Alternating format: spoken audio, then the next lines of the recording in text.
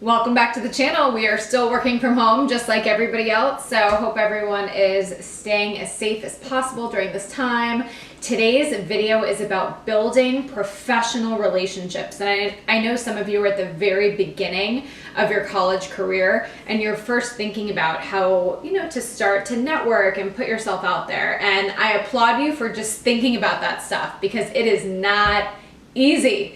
So before we jump into today's video, I want to take a minute to shout out our friends at GoDaddy.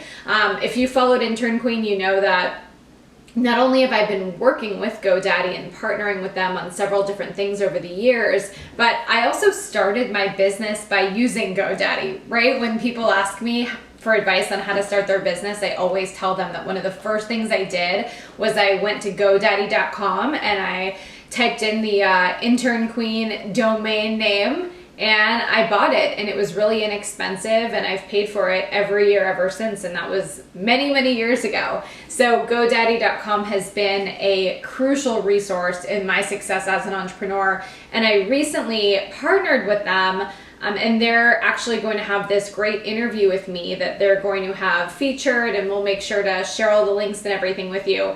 But I'm not gonna lie, I do a lot of interviews, and the GoDaddy team challenged me with this one. They really wanted me to dig deep and talk about what it was like to be an entrepreneur, not just with COVID, but over the past few years, and the challenges that I've had to overcome and the different steps that I've taken to pivot and to almost demand success, right? Success was not an option. I had to demand success. So I'm really excited for you guys to see that interview, and we'll make sure to link everything, not only on this video, but everywhere so that you guys can see it. So definitely get excited for that. But let's dive into the content for today's video, which is how to build that professional relationship. And I do have some notes here that I want to go over with you guys.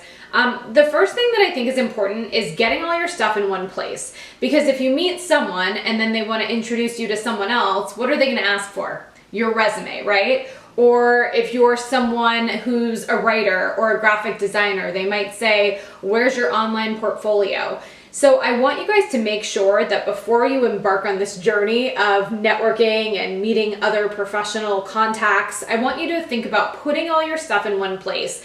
Just making sure that everything is saved to your computer, probably to your desktop. The files are really easy to find. Put all of your stuff in one place because I want to make sure that when you have to follow up, it's as easy as possible. Sometimes that follow-up process can really weigh people down if your stuff isn't organized. So the second thing I want to talk about is just taking advantage of your resources. And I know we did another video. It was in August of 2020, and it was how to network virtually. We'll make sure to link that video below. But in this video, I want to push some of the messages I talked about then a little bit further.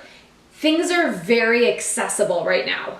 Things are very accessible to you. Yes, if you're sitting in the middle of Tallahassee, Florida, I'm talking to you. Yes, you guys have the ability to be everywhere. You can sign up for virtual, digital, online events all the time, and through new platforms like Clubhouse, you guys have access to connect with some of the coolest people in the world. So I just want to make sure that I'm reminding you to take advantage of resources like Clubhouse, like online events, like LinkedIn, so that you are really able to position yourself in the best way possible and on the best platform possible.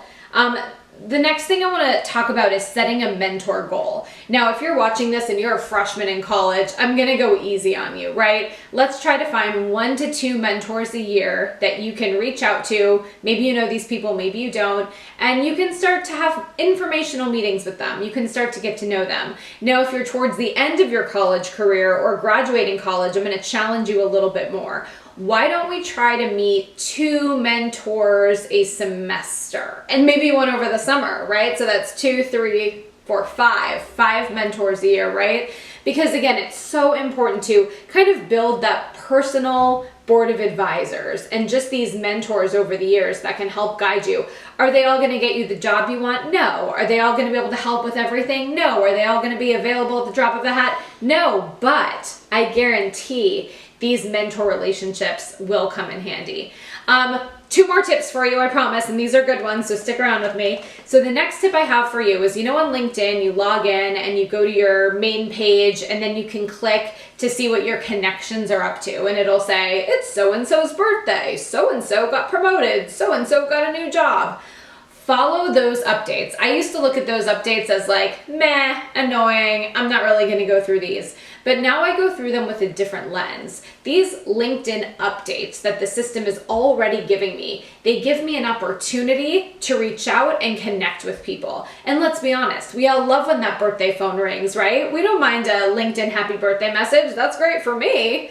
So use these opportunities as a chance to check in with people that you haven't talked to in a while. So if I see that a girl that was in my sorority in college just got hired somewhere, I'm gonna say hello, I'm gonna say congratulations, and if I aspire to be in an industry like her, I'm gonna ask her how she got the opportunity, right? How's it been working in that industry? So use those opportunities on platforms like LinkedIn. And my last tip for you guys, and if you've ever seen me speak, you've heard about this, I'm gonna remind you. You stay in touch with your professional contacts 3 times per year. That's 3 times per year, okay? Fall, spring, and summer, you stay in touch, and I encourage you, as you're building your professional contacts, to use your calendars. Put reoccurring calendar invites on your calendars every so often so that you remember, because you're not going to remember everything, so put it in your calendar to make sure you stay in touch. All right, everybody. Please comment below with your questions. We literally use your comments to help us create new ideas for future videos. Make sure to stay in touch with me, and I'm here, so make sure to subscribe to my channel, click the bell so you get notifications, and I'll see you guys next time. And don't forget to watch that GoDaddy interview. We'll link it below.